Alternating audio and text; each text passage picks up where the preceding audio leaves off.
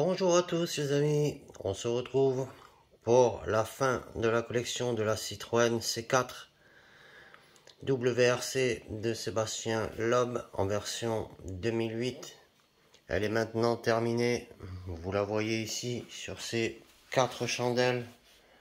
On va donc y faire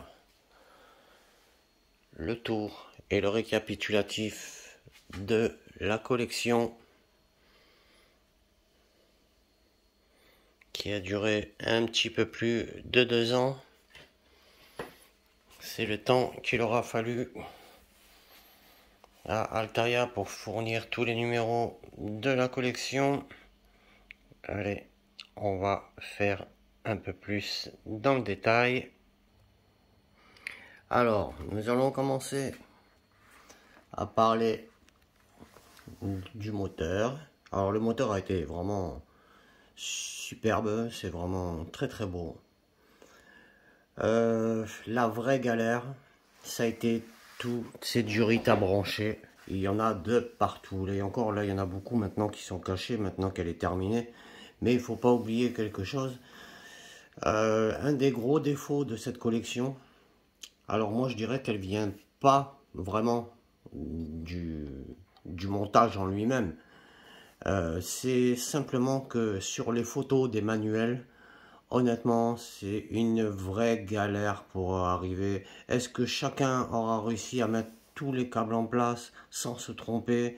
Est-ce que les gens auront vraiment mis toutes les durites? Tellement il y en avait, c'était vraiment, ça a été une des maquettes la plus difficile à construire, mais je pense pas, on va dire techniquement, mais justement par rapport à ces photos où on savait pas si on voyait pas bien sur les photos si tel câble se mettait là ou plutôt là. Il y avait tellement de tenons où ça pouvait rentrer à l'intérieur. On notera aussi que beaucoup de gens ont collé les fils parce que ça faisait que bouger d'un mois à l'autre. Quand on recevait on ressortait le modèle du colis, bah on avait des fils qui étaient tombés, on ne sait plus où ils allaient, il faut reprendre les magazines en arrière. Vraiment très très compliqué tout ça et très pénible. Mais le résultat est quand même là et c'est vraiment sympa.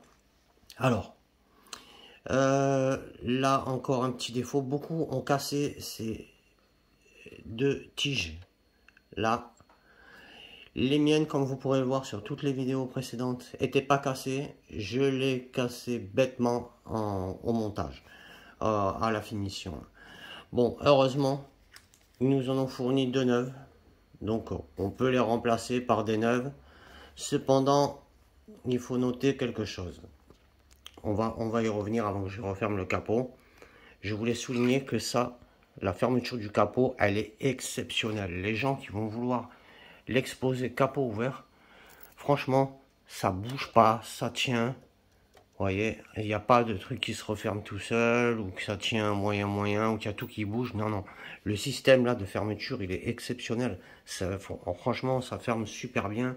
Ça tient super bien ouvert. En plus de ça, voilà, hop, il y a un petit clic puisqu'on rentre dans le trou. Donc, c'est vraiment très très bien.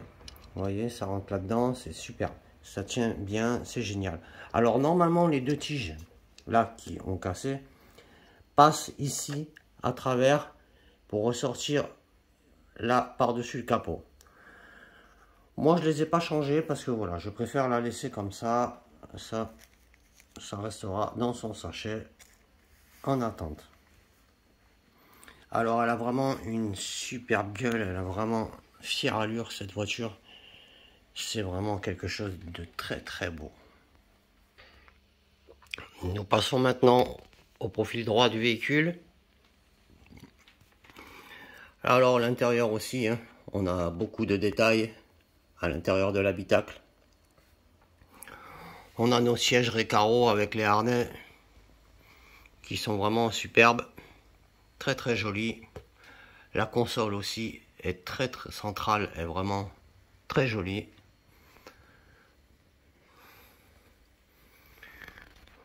Voilà. On a un paint de la carrosserie qui est magnifique.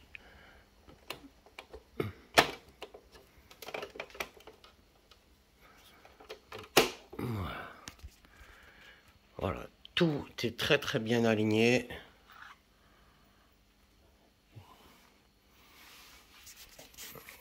Et on va passer à l'arrière du véhicule. Alors, bon, les harnais à l'arrière sont pas accrochés correctement. Je voulais avoir de la place pour vous montrer. On a donc notre petite visseuse dévisseuse. On a le cric qui est ici, qui s'enlève, qui se remet. Alors, autre petit défaut de la voiture, je vais vous montrer ça. On a la roue de secours qui est à l'arrière. Ici, là-bas, on a pour mettre les deux casques des pilotes et du copilote.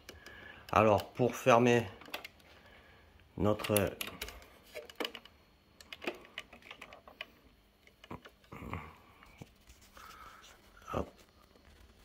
coffre arrière, il va falloir faire doucement car ici les supports du coffre, de fermeture du coffre, sont très fragiles. Il faut donc le fermer méticuleusement. Il ne faut pas claquer d'un coup sec le coffre, puisque comme pour le capot avant, nous avons ici deux petites tiges, une qui se trouve ici et une qui se trouve là, qui vont rentrer ici et là sur le coffre. Donc il vaut mieux éviter de claquer, il vaut mieux le fermer doucement, et une fois qu'il est en bas, on appuie. Voilà, on a maintenant les petites pattes de fermeture qui ressortent. Donc voilà, je pense qu'il faudra éviter de trop le manipuler tout ceci, car ça reste quand même très fragile. Alors encore un petit bémol, on regrette que toute la carrosserie soit en métal et que sur la fin on nous ait filé un pare-choc en plastique à l'arrière. Bon, même si on ne voit pas de différence de couleur avec la carrosserie, c'est quand même dommage d'avoir fait un pare-choc arrière en plastique. Mais bon, on est pas mal, on est pas mal. La voiture, elle reste propre. C'est quand même très joli. On passe maintenant donc au profil gauche.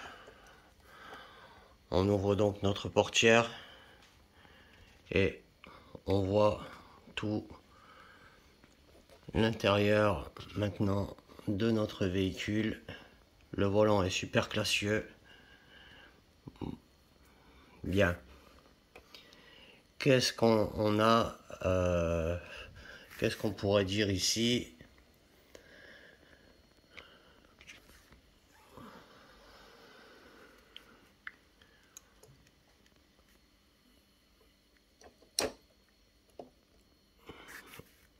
Nos rétros en métal, ça aussi, ça a été une bonne chose pour la voiture. C'est vraiment, ça évite que tout casse. Bon, on a la partie du toit qui est aussi un petit peu en plastique, mais bon, ça dérange en rien du tout. Ça ne dérange en rien du tout.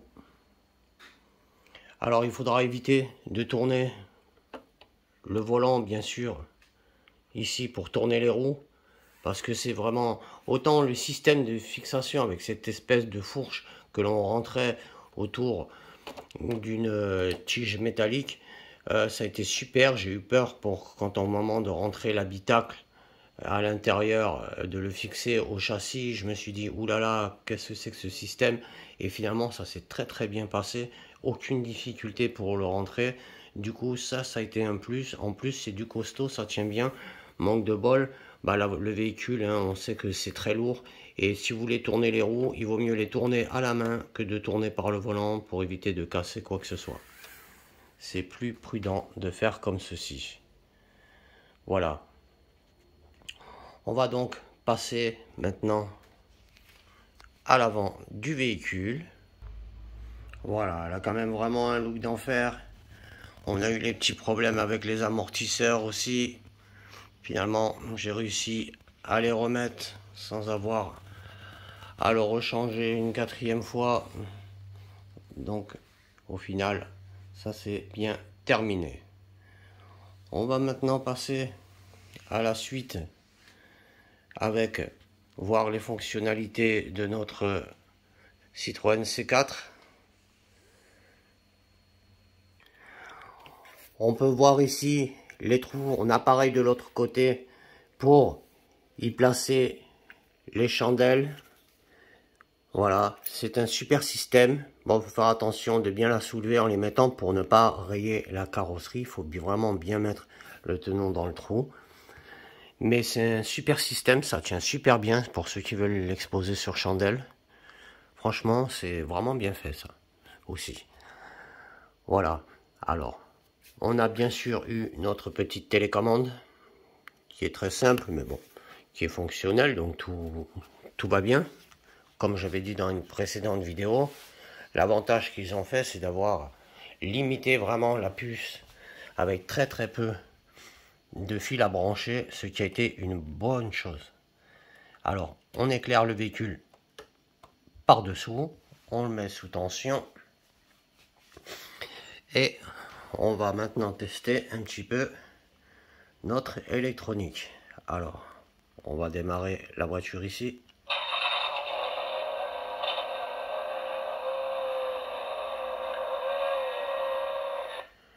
Et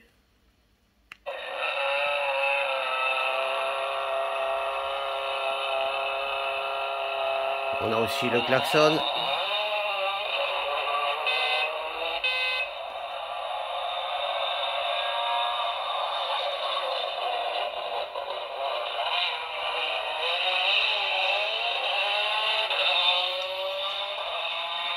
On a les codes. Puis les phares qui éclairent très bien aussi d'ailleurs. Voilà, on va aller voir à l'arrière ce que ça donne.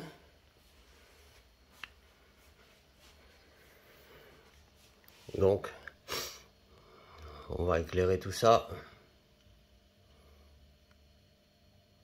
Et on va appuyer sur la pédale de frein. Ça évite d'appuyer, comme je vous disais, avec les doigts à l'intérieur sur la pédale. Puis d'avoir installé des câbles et tout pour rien. Alors que là, voilà. Quand on appuie sur les freins, hop, ça fonctionne très bien. Donc pas besoin de plus. Vraiment un modèle très sympa.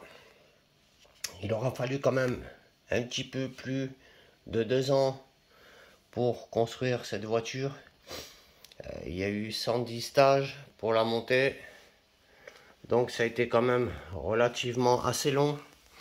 Mais bon, maintenant on est habitué à ce que les éditeurs nous sortent des collections de plus en plus longues.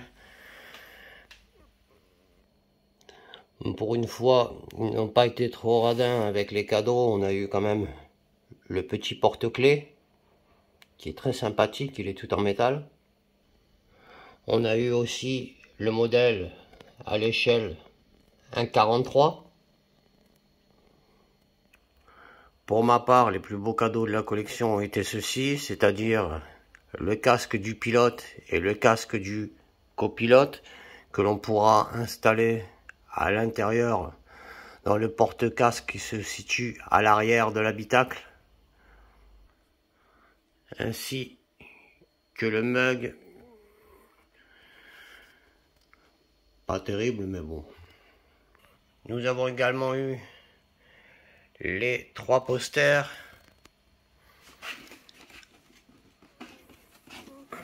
que je n'ai d'ailleurs pas ouvert, ainsi que celle-ci à l'échelle 1,18. Vraiment un joli cadeau, celle-ci. Voilà. Je pense qu'on a fait à peu près le tour de ce superbe modèle.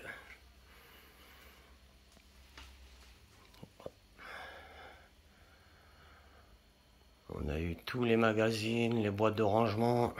La collection est complète.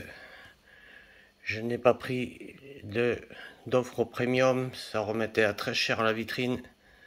Au final, vu que le nombre de numéros augmente sans arrêt, ça remet des vitrines hors de prix. On peut trouver sur internet des vitrines beaucoup moins chères et d'aussi bonne qualité que celles qui sont vendues par les éditeurs.